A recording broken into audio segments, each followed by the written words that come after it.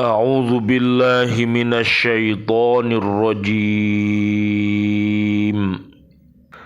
Bismillahirrahmanirrahim. Ya ayyuhalladzina amanu la ta'kulur riba أضعافا مضاعفة واتقوا الله لعلكم تفلحون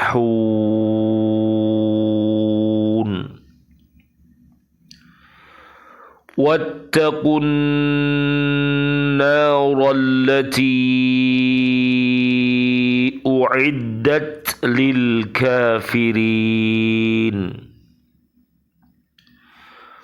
وأطيعوا الله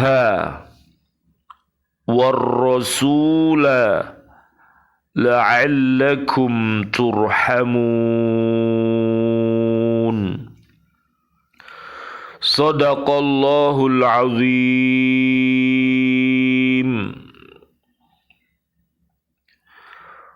Wahai orang-orang yang beriman, janganlah kamu memakan riba dengan berlipat ganda, dan bertakwalah kepada Allah agar kamu beruntung.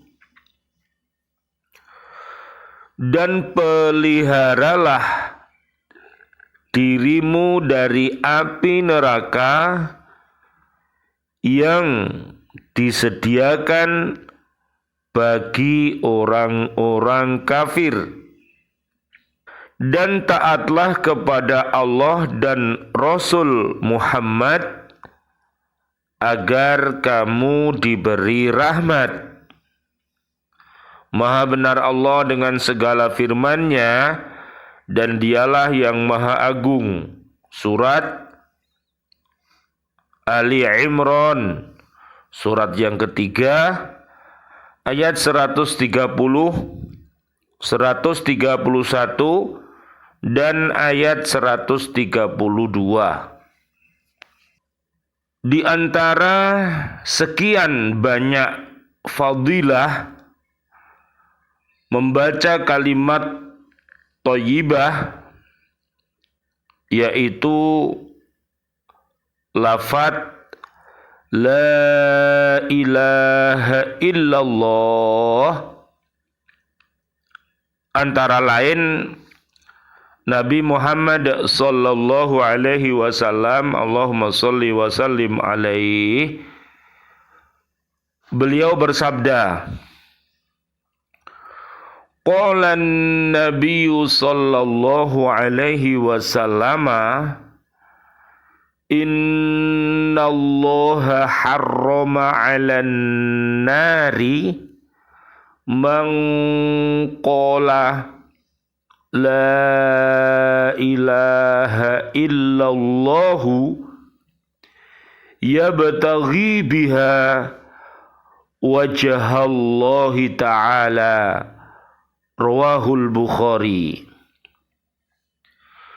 Sesungguhnya Allah telah mengharamkan untuk masuk neraka kepada orang yang membaca kalimat la ilaha illallah dengan niat mencari keridhaan Allah Subhanahu wa ta'ala. Hadis riwayat Bukhari dan Muslim. Nanti bisa dilihat di surat Ibrahim tentang kalimat thayyibah, yaitu di surat 14 ayatnya 24 sampai 25 dan 27. Dan kalimat yang buruk, surat Ibrahim surat ke-14 ayatnya ayat 26. Nabi Muhammad sallallahu alaihi wasallam, Allahumma shalli wa sallim alaihi, beliau bersabda, qala an-nabiy sallallahu alaihi wasallam, man qala la ilaha illallahu mukhlishan dakhalal jannata.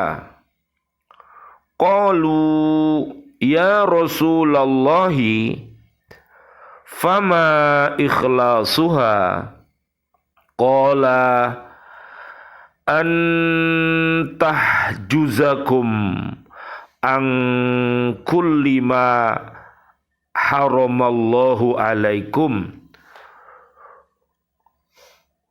Rawahul Khatib. Barang siapa yang membaca kalimat la ilaha illallah dengan niat ikhlas, tentu ia masuk surga. Lalu para sahabat bertanya, wahai Rasulullah, apa keikhlasan bacaan tersebut? Nabi bersabda, bacaan la ilaha illallah mencegahmu dari sesuatu yang telah diharamkan Allah. Hadis riwayat Al-Khatib. Nanti bisa dilihat juga di surat Al-Baqarah betapa hebatnya yang namanya ikhlas ini, yaitu di surat Al-Baqarah ayat 207 sampai 208, sehingga kita dengan ikhlas memurnikan ketaatan kita kepada Allah Subhanahu wa taala, kita akan bisa menjauhi segala perbuatan keji dan perbuatan mungkar yang diserukan oleh iblis, ya, sebagaimana di surat 58 Al-Mujadilah ayatnya 14 sampai 20. Ini orang-orang yang mengikuti golongan iblis, maka solusinya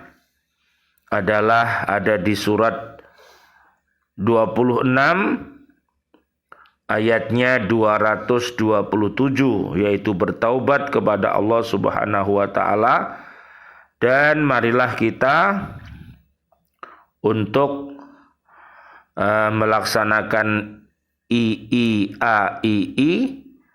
Apakah itu? Yaitu kokohkan iman kita, kemudian ilmu nafi' kita, dan amal soleh kita, ikhlas kita, dan istiqomah. Mudah-mudahan senantiasa kita dalam lindungan Allah Subhanahu wa ta'ala. Surat 41 ayatnya 30 sampai 54. Subhanallah walhamdulillah wa la ilaha illallah wallahu akbar. La haula wa la quwata illa billahil aliyyil azim. Bismillah, alhamdulillah, assalatu wassalamu ala rasulillah. Asyhadu an la ilaha illallah wa asyhadu anna muhammadar rasulullah. Allahumma salli wa sallim wa barik ala sayyidina Muhammad wa ala alihi wa ashabihi ajma'in walhamdulillahi rabbil alamin. Bi'aunillah, bi'idnillah, biridhoillah, kami hadir kembali dari BCA di bumi Kota Baru, Ndriyorjo Gresik, untuk menyapa diri-diri kita dan seluruh keluarga besar kita dan seluruh kaum muslimin muslimat untuk senantiasa memohon kepada Allah Subhanahu wa taala agar diberi kekuatan untuk bisa senantiasa berhaqqa tilawati, berhaqqa tuqatih, dan berhaqqa jihadi. Mudah-mudahan dengan wasilah ini Allah Subhanahu wa ta'ala merahmati kita semuanya.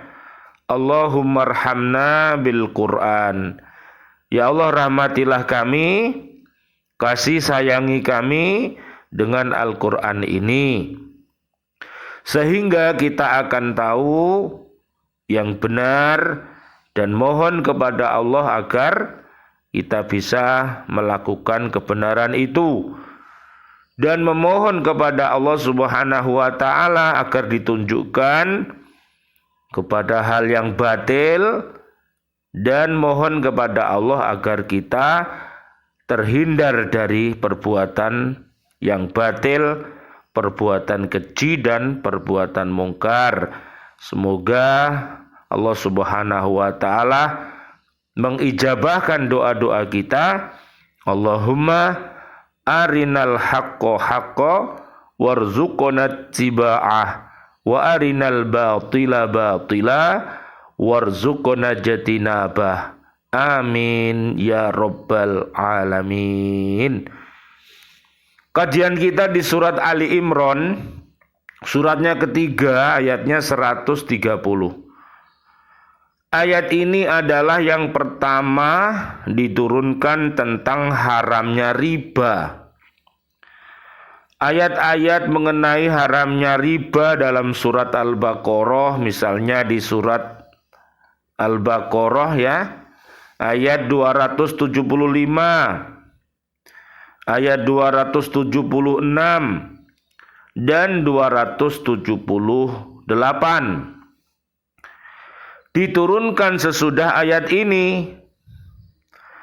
Riba dalam ayat ini ialah riba nasi'ah, yang juga disebut riba jahiliyah, yang bisa dilakukan orang-orang pada masa itu.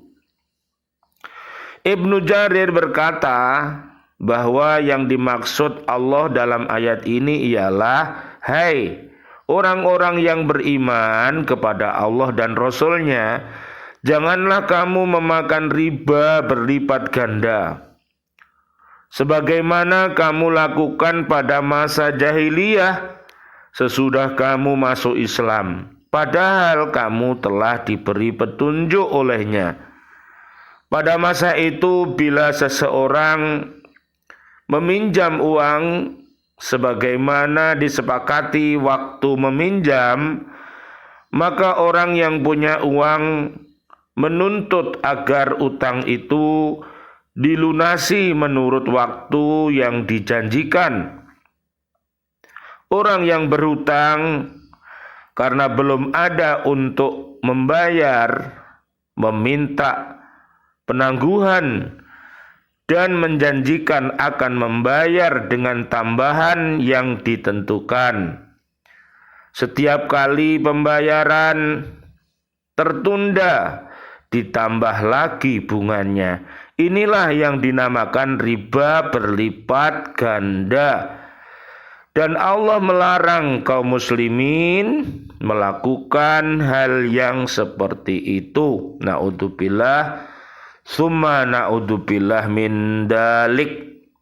Mudah-mudahan seluruh kaum muslimin terbebas dari riba yang seperti ini.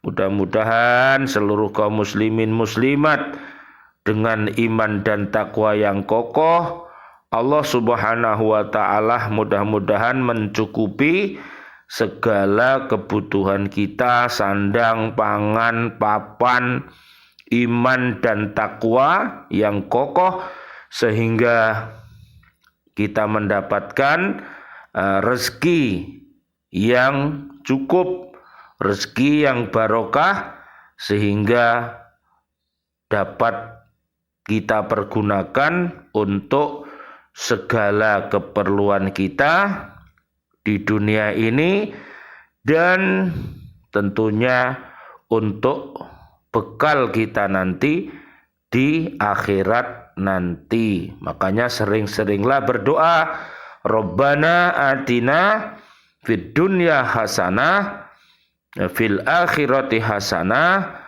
wa qina adzabannar. Amin ya rabbal alamin.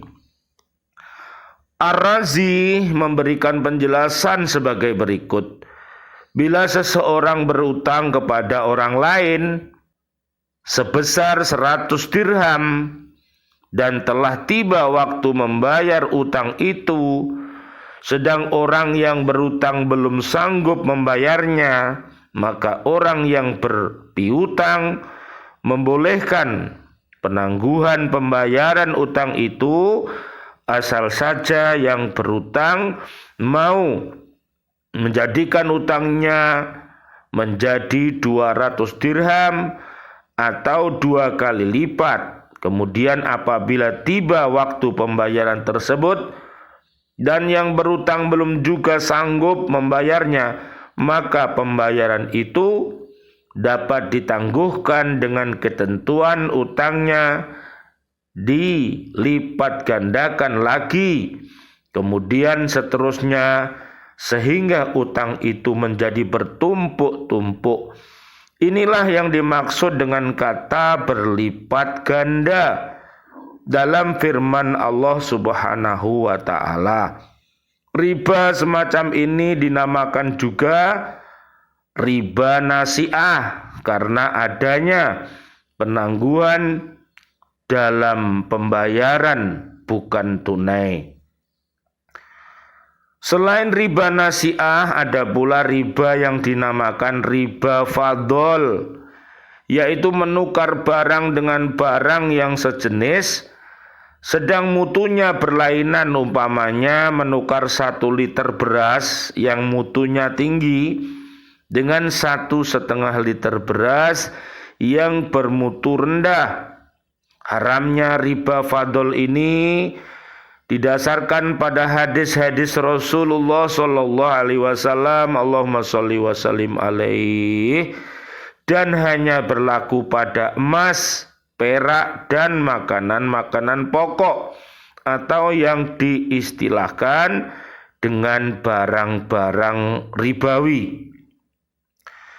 Karena beratnya hukum riba ini dan amat besar bahayanya, maka Allah Subhanahu wa ta'ala memerintahkan kepada kaum muslimin agar menjauhi riba dan selalu memelihara diri dan bertakwa kepada Allah agar jangan terperosok ke dalamnya dan agar mereka dapat hidup berbahagia dan beruntung di dunia dan di akhirat.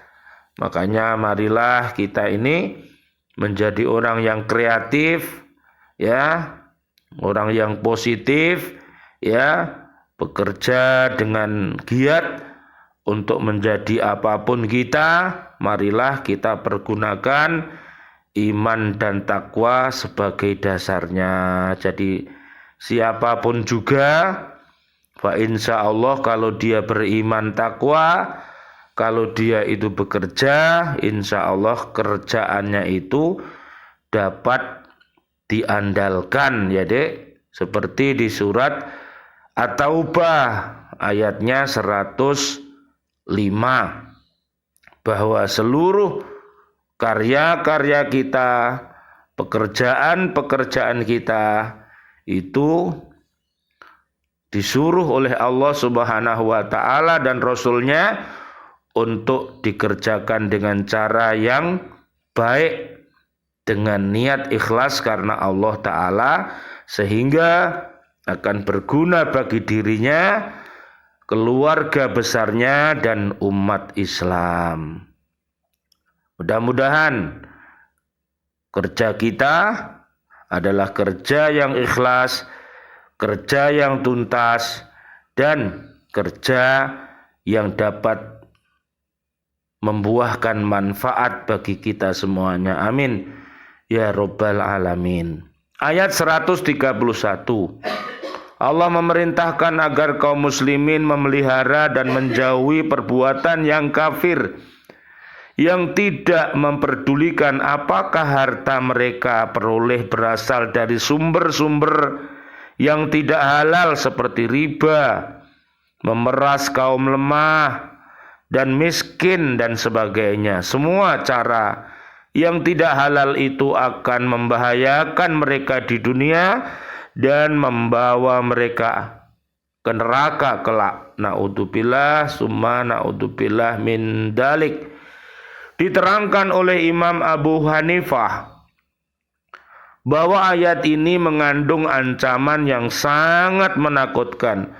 Karena dalam ayat ini Allah mengancam kaum muslimin akan memasukkan mereka ke dalam neraka yang disediakan bagi orang-orang yang kafir, orang-orang yang dolim, orang-orang yang fasik, orang-orang yang munafik, orang-orang yang musyrik, yang bila mereka tidak memelihara diri dari perbuatan yang dilarang oleh Allah Subhanahu wa taala, maka kita harus berlindung, mohon pertolongan kepada Allah agar seluruh perbuatan keji dan mungkar tadi, ya, KDFMM tadi, mohon kepada Allah agar bertobat dan memohon hidayah Allah Subhanahu wa taala sehingga seluruh perbuatan keji dan mungkar itu bisa dihilangkan. Terakhir di ayat 132, kemudian perintah tersebut diiringi dengan perintah agar kaum muslimin selalu taat dan patuh kepada perintah Allah dan Rasul-Nya, karena dengan menaati Allah dan Rasul-Nya itulah mereka akan dapat limpahan rahmat-Nya dan dapat hidup berbahagia di dunia dan di akhirat. Maka marilah kita pahami, ya, dua kalimat syahadat yang telah kita ucapkan, asyhadu alla ilaha illallah wa asyhadu anna muhammadar rasulullah, dan juga kalimat thayyibah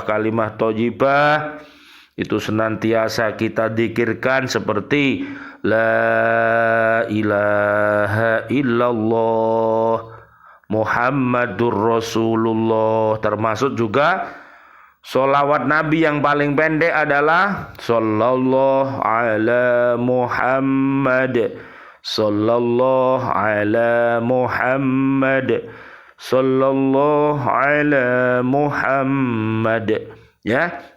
Dan sholawat-sholawat yang panjang, mari kita basahi lidah-lidah kita, hati kita, jasmani dan rohani kita dengan senantiasa berzikir kepada Allah Subhanahu wa taala. Mudah-mudahan Allah senantiasa melindungi kita semuanya dan menjadikan seluruh warga bumi ini, wabil khusus di negeri kita ini, negeri NKRI ini, mudah-mudahan Allah jadikan negeri yang baldatun thayyibatun wa rabbun ghafur, yaitu bumi yang aman, bumi yang nyaman, penduduknya beriman. Apabila dia bermaksiat, mudah-mudahan mereka cepat-cepat bertaubat agar selamat dunia akhirat. Amin ya rabbal alamin.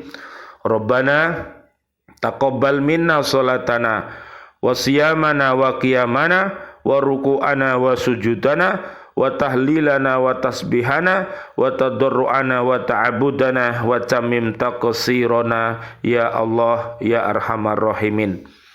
Ya Allah, doa-doa kami untuk seluruh saudara dan saudari kami, seluruh kaum muslimin, kaum muslimat yang masih hidup, berikanlah kepada kami ya Allah panjang umur bil barokah wa bit taatillah, sihah wal afiyah, dan wafatkan kelak kami dalam keadaan husnul khotimah. Amin ya rabbal alamin. Dan doa-doa kami yang terbaik untuk seluruh saudara dan saudari kami, kaum mukminin, kaum mukminat yang sudah wafat, ayah kami, dan juga guru-guru kami dan juga seluruh santri baca Al-Quran di bumi ini yang sudah wafat dan seluruh siswa-siswi kami dan juga seluruh presiden kami, para menteri kami dan juga warga bumi ini yang wafat dalam keadaan beriman. Doa-doa kami untuknya, Allahumma anzilir rahmah wal maghfirah wan ni'mah wal jannah.